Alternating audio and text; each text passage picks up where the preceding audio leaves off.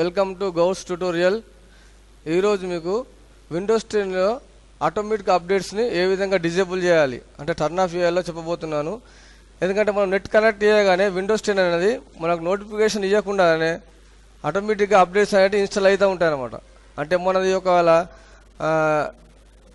1 GB daily 1 GB 2 GB limited plan ఉన్నదనుకోండి, internet మనం net connect చేయగానే ఆ డేటా మొత్తం కూడా ఈ విండోస్ అప్డేట్కే వెళ్ళిపోతుంది అనమాట. అంటే మనము సెర్చ్ చేసుకుని వెతుక్కోవాలంటే మనకు ఆ డేటా అనేది మనకు సరిగా రాదు, అదంతా కూడా విండోస్ అప్డేట్కే వెళ్ళిపోతుంది. కాబట్టి అలాంటి మనం లిమిటెడ్ వర్స్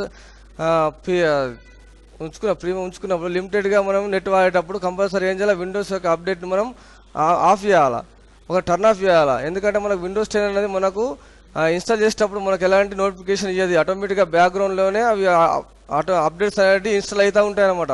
అంటే నెట్ అంతా కూడా మన యొక్క లిమిటెడ్ ప్లాన్ అంతా కూడా మొత్తం కూడా అప్డేట్ కావడానికి వెళ్ళిపోతుంది, మనకు నెట్ రాదు.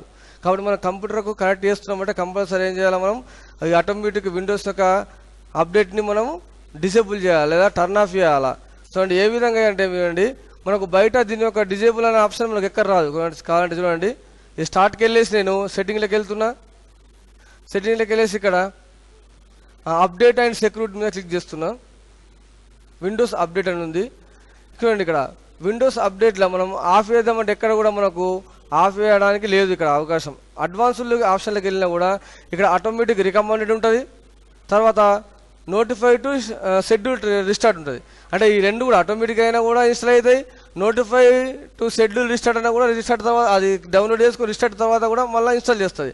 అంటే ఈ రెండింటి ద్వారా కూడా మనం దేని ద్వారా కూడా మనము ఆటోమేటిక్ అప్డేట్స్ని ఆపలేము అనమాట. మనం ఆ ఫుల్ మనము డిజేబుల్ చేయాలంటే పూర్తిగా టర్న్ ఆఫ్ చేయాలంటే చూడండి ఏం చేయాలో, ఇక్కడ డిస్క్రిప్షన్ ఉంటుంది కదా, అలా మై కంప్యూటర్ ఉంటుంది కదా, అది రైట్ క్లిక్ చేసి మేనేజ్లోకి వెళ్ళాలి. మేనేజ్లో సర్వీస్ అండ్ అప్లికేషన్స్ మీరు క్లిక్ చేయండి.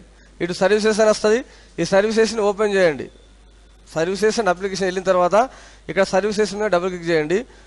ఇప్పుడు మనం విండోస్ అప్డేట్ కదా, డబుల్ నొక్కితే విండోస్ ఉన్నాయని చూపిస్తుంది. ఇక్కడ విండోస్ అప్డేట్ ఎక్కడ ఉందో చూసుకోండి, ఇక విండోస్ అప్డేట్ దీన్ని ఓపెన్ చేయండి. డబుల్ క్లిక్ చేస్తే ఓపెన్ అవుతుంది. ఏముంది ఇప్పుడు ఇక్కడ ఆటోమేటిక్ ఉంది, అంటే బ్యాక్గ్రౌండ్లో మనకి అప్డేట్స్ అనేవి ఆటోమేటిక్గా ఇన్స్టాల్ అవుతూ ఉంటాయి అనమాట. దీన్ని ఇప్పుడు ఏం చేయాలి, మనం ఆఫ్ చేసేయాలి. ఆఫ్ చేయాలంటే మీరు ఏం చేయండి, ఇక్కడ డిజేబుల్ చేయండి. మొత్తంకి అర్థం కూడా డిజేబుల్ చేయాలి. మాన్యువల్ అంటే కూడా మళ్ళీ ఏమైనా అవుతుంది. ఒకవేళ మొత్తం అర్థం కాబట్టి మనకు డిజేబుల్ చేస్తున్నా.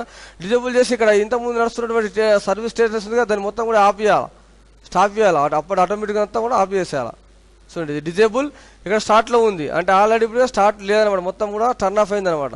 అప్లై ఓకే అనగానే మీకు ఇప్పుడు నెట్ పెట్టగానే మనకు పర్ఫెక్ట్గా అనేది మనము ఆ లిమిటెడ్ పార్ట్ని వాడుకోవచ్చు.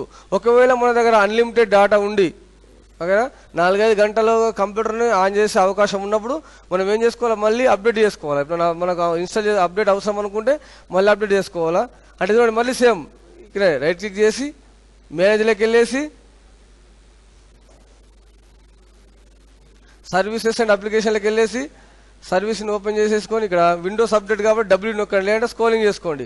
విండోస్ అప్డేట్ ఇప్పుడు ఆల్రెడీ ఇది డిజేబుల్ ఉన్నది కాబట్టి ఇక్కడ చూపిస్తుంది స్టేటస్ డిజేబుల్ అని. దీన్ని డబుల్ క్లిక్ చేసుకొని ఓపెన్ చేసుకుంటున్నా. ఇప్పుడు డిజేబుల్ చేసేసి ఏం చేస్తున్నా, మళ్ళీ మనకు అవకాశం ఉంది, నెట్ అనేది అన్లిమిటెడ్ ప్లాన్ ఉంది, తర్వాత ఒక 4-5 గంటల కంప్యూటర్ ఆన్ చేసే అవకాశం ఉంది. కాబట్టి అంటే మనం ఏం చేసుకోవచ్చు, మనకు అప్డేట్స్ మనం ఇన్స్టాల్ చేసుకుందాం అనుకుంటున్నాం కాబట్టి అలాంటి టైంలో ఆటోమేటిక్ పెట్టుకొని మళ్ళీ ఇక్కడ కంపల్సరీ ఏం చేయాలి, మనం స్టార్ట్ చేయాలన్నమాట. అప్లై చేసి ఇక్కడ స్టార్ట్ అంటే అది ఏమైతే ఆటోమేటిక్ అనేది స్టార్ట్ అవుతుంది అనమాట. ఇక్కడ స్టార్ట్ మీద క్లిక్ చేయాలి, మళ్ళీ అప్లై చేసిన తర్వాత మళ్ళీ స్టార్ట్ మీద క్లిక్ చేయాలి.